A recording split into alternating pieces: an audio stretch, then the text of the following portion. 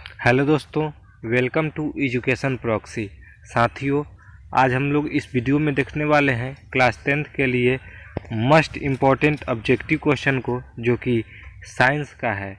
साथियों, class 10th में science का जो 100 नंबर का पूछा जाता है, उसी के मस्ट इम्पॉर्टेंट ऑब्जेक्टिव क्वेश्चन को इस वीडियो में देखने वाले हैं। तो यदि आप भी देने वाले हैं इस बार बोर्ड का एग्ज़ाम, तो बने रहिएगा वीडियो में शुरू से अंत तक, क्योंकि यह वीडियो आपके लिए बहुत ही इम्पोर्टेंट है। साथियों, हो सकता है कि प्रश्न यहीं से दे दिया जाए। तो चलिए दोस्तों, बिना किसी देर किए इस वीडियो को स्टार्ट करते हैं। उससे पहले यदि आप चैनल पर पहली बार आए हो तो चैनल को सब्सक्राइब कर लीजिए, वीडियो को लाइक कीजिए और अपने दोस्तों में शेयर कीजिए। चलिए दोस्तों, आज का पहला क्वेश्चन है साथियों, क्वेश्चन नंबर 1, हीलियम कैसा तत्व है। आपके सामने ऑप्शन दिया है, आप लोग ऑप्शन को देखिए और आंसर कीजिए साथियों।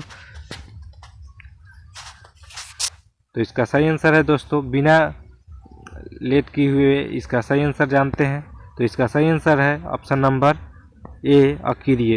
हीलियम जो है अकीरिय गैस है, याद रखिएगा साथियों। हीलियम जो है वर्ग 18 के में आता है और यह अकीरिय है तत्व है, और इसका जो परमाणु संकेत होता है वह He होता है, और परमाणु संख्या जो होता है 2 होता है, याद रखिएगा साथियों। अगला क्वेश्चन है क्वेश्चन नंबर 2। क्वेश्चन नंबर 2 है आपके सामने, जल में हाइड्रोजन तथा ऑक्सीजन की परमाणु की संख्या का अनुपात है। साथियों, सबसे पहले आपको यह निकालने के लिए आपको जल का सूत्र आना हो चाहिए। तो जल का जो सूत्र होता है वह होता है H2O।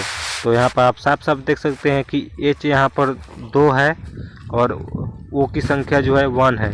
तो आप इसको भाग करिएगा तो 2:1 में आ जाएगा, और जो ऑप्शन में दिख रहा है आपको वही आपका सही आंसर है। तो ऑप्शन नंबर सी में दिख रहा है, तो बिल्कुल सही आंसर आपका ऑप्शन नंबर सी होगा। अगला क्वेश्चन है क्वेश्चन नंबर 3, आवर्त सारणी में कितने आवर्त होते हैं। तो साथियों, आवर्त सारणी जो है मेंडलीफ द्वारा बनाया गया है, उसमें 18 गो वर्ग है और 7 गो आवर्त है। और पूछेगा आवर्त किसे बोलते हैं, तो जो ये जो लाइन होती है इस तरह जो दिया रहता है उसको हम लोग वर्ग बोलते हैं, और इसको स्तंभ भी बोलते हैं, स्तंभ कोलुम। और ये जो होता है हमारी क्षैतिज कतारें होती है। तो इस तरह जो है आवर्त सारणी में 7 गो होती है, और इस प्रकार का आवर्त सारणी में 18 गो होती है। तो आप लोग याद रखिएगा, अगर पूछेगा कि आवर्त सारणी में आवर्त सारणी में कितने आवर्त हैं, तो आवर्तों की संख्या जो है 7 है और वर्गों की संख्या 18 है। अब पूछेगा स्तंभों की संख्या कितनी है, तो 18, क्षैतिज कतारों की संख्या कितनी है, तो 7। याद रखिएगा साथियों, इसलिए इसका सही आंसर ऑप्शन नंबर ए होगा, 7। अगला क्वेश्चन है साथियों, क्वेश्चन नंबर 7, सिलिका क्या है, धातु, उपधातु, अधातु या फिर इनमें से तीनों। तो साथियों, सिलिका अर्थ किसे कहते हैं, तो सिलिका अर्थात सिलिकॉन। तो सिलिकॉन जो है अपना उपधातु है, सिलिका क्या होगा, उपधातु। याद रखिएगा साथियों। अगला क्वेश्चन है question number 5, single bond OH single bond निम्न में से किसका क्रियाशील मूलक है। तो ये आपको याद होना चाहिए साथियों, ये जो है हाइड्रोकार्बन जो चैप्टर है उसमें का है। तो ये जो क्रियाशील मूलक है ये अल्कोहल का होता है, अल्कोहल, याद रखिएगा। अगला क्वेश्चन है क्वेश्चन नंबर 6, प्रकृति में ऑक्सीजन का संतुलन कैसा बना रहता है, संयोजन क्रिया, प्रकाश संश्लेषण, अपघटन या नॉन। तो इसका सही आंसर होगा साथियों ऑप्शन नंबर बी, प्रकाश संश्लेषण। प्रकृति में जो है ऑक्सीजन का संतुलन प्रकाश संश्लेषण होता है। अगला क्वेश्चन है, बहुत ही इंपॉर्टेंट क्वेश्चन है साथियों, याद रखिएगा। अगला क्वेश्चन है क्वेश्चन नंबर 7, पौधे में श्वसन क्रिया के अंतर्गत ADP के टूटने से कितनी ऊर्जा मुक्त होती है, 30.5 kJ प्रति मोल, या फिर 305 kJ प्रति मोल, या फिर 3.5 kH प्रति मोल, या फिर नॉन। तो इसका सही आंसर दीजिए क्या होगा। तो इसका सही आंसर है दोस्तों ऑप्शन नंबर ए। जो भी बच्चे दे रहे हैं वो बिल्कुल सही दे रहे हैं, क्योंकि पौधे में जो श्वसन की क्रिया ATP टूटने की जो काम होता है वह 30.5 होता है, याद रखिएगा साथियों। अगला क्वेश्चन है क्वेश्चन नंबर 8, मानव हृदय में कितने कोष्ठ होते हैं? तो मानव हृदय में जो कोष्ठकों की संख्या होती है वह 2 होती है। बहुत ही इंपॉर्टेंट प्रश्न है। अगला क्वेश्चन है क्वेश्चन नंबर 9, डायनेमो से किस प्रकार की धारा प्राप्त होती है? दिष्ट धारा, प्रत्यावर्ती धारा, दोनों धारा या फिर नॉन?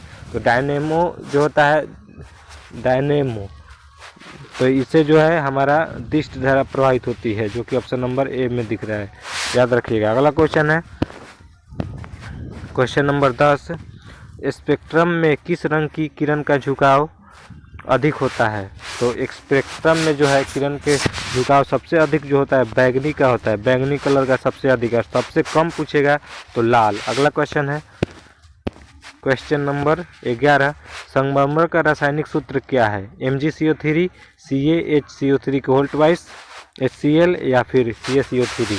तो जो भी बच्चे इसका ऑप्शन नंबर डी कर रहे हैं बिल्कुल सही दे रहे हैं, क्योंकि संगमरमर या खरिया इसका जो सूत्र होता है CaCO3 होता है, याद रखिएगा। बहुत ही इंपॉर्टेंट प्रश्न है साथियों। अगला क्वेश्चन है question number 12, single bond COOH क्रियाशील मूलक है? कीटोन, एल्डिहाइड अम्ल या फिर ईथर?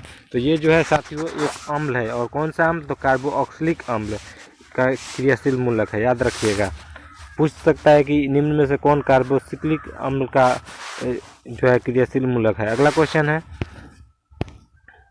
क्वेश्चन नंबर 13, प्रकाश संश्लेषण क्रिया में ऑक्सीजन बाहर निकलता है H2O से, CO2 से, या फिर ये जो है सूत्र C6H12O6, ये ग्लूकोज का सूत्र है, याद रखिएगा।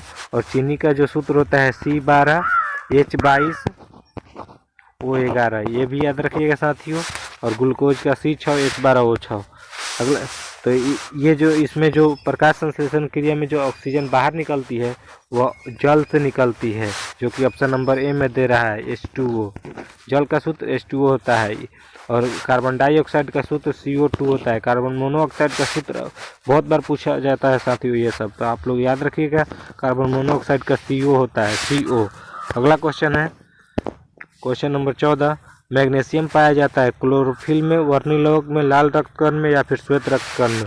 तो जो भी बच्चे इसका ऑप्शन नंबर ए कर रहे हैं बिल्कुल सही कर रहे हैं, क्लोरोफिल में। मैग्नीशियम जो है ज़्यादा हरे साग सब्जी में पाया जाता है, तो इसलिए क्लोरोफिल जो है इसका सही आंसर है। अगला क्वेश्चन है क्वेश्चन नंबर 15, इंसुलिन की कमी से कौन सा रोग होता है? घेगा, मधुमेह, क्रिटिंज या फिर बौनापन? तो इंसुलिन के कमी से जो है साथियों वह आपका मधुमेह रोग होता है। कौन सा? मधुमेह।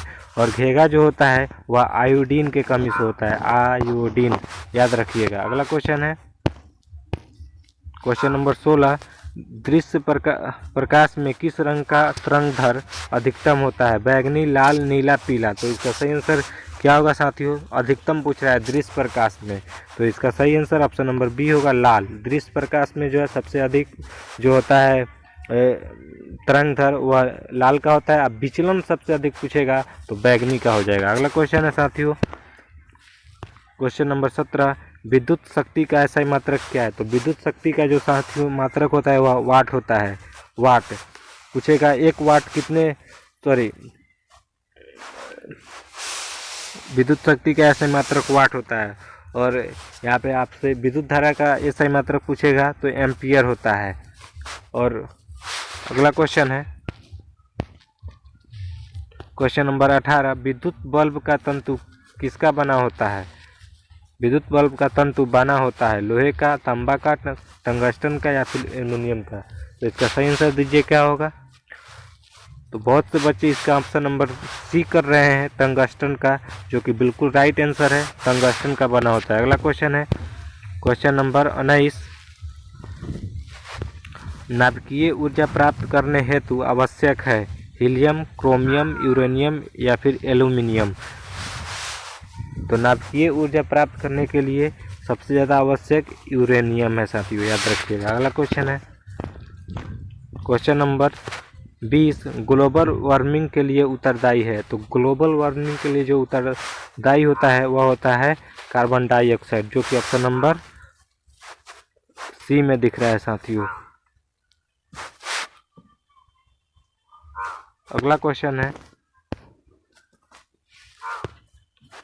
क्वेश्चन नंबर 21, लिटमस विलयन बैंगनी रंजक होता है जो निम्न में से निकाला जाता है। मतलब कि लिटमस जो पत्र होता है वह बैंगनी कलर का होता है और वह किस पौधे से निकाला जाता है? लाइकेन के, लाल पत्ता गोभी के, हल्दी के या फिर पेटूनिया फूल से। तो आप इसका सही आंसर दीजिए साथियों, क्या होगा? तो जो भी बच्चे इसका ऑप्शन नंबर ए कर रहे हैं वो बिल्कुल सही है, क्योंकि लिटमस जो है लाइकेन पौधे से निकाला जाता है। अगला क्वेश्चन है क्वेश्चन नंबर 22। किसी भी उदासीन विलयन का पीएच मान होता है। तो उदासीन विलयन का पीएच मान जो होता है साथियों वह हमेशा 7 के बराबर होता है, जो कि ऑप्शन नंबर बी में है। याद रखिएगा 7 के बराबर होता है। और भस्म का जो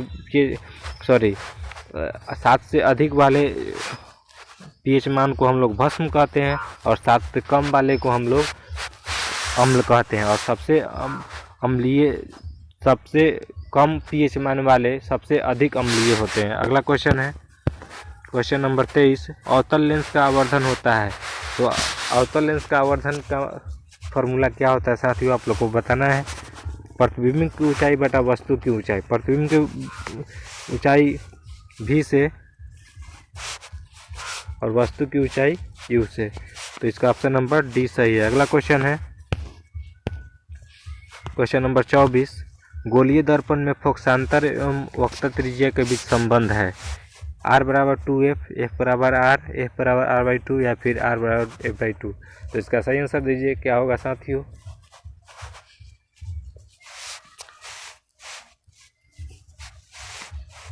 तो फोकस त्रिज्या जो होती है फोकस दूरी की दुगुनी होती है साथियों। सॉरी,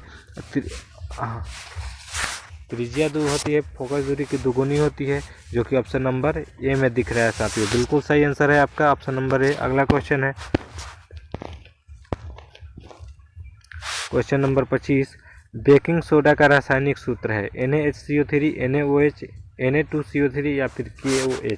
तो इसका सही आंसर दीजिए साथियों, क्या होगा? बेकिंग सोडा का रासायनिक सूत्र क्या होता है? तो बेकिंग सोडा का जो सूत्र होता है साथियों वो होता है NaHCO3,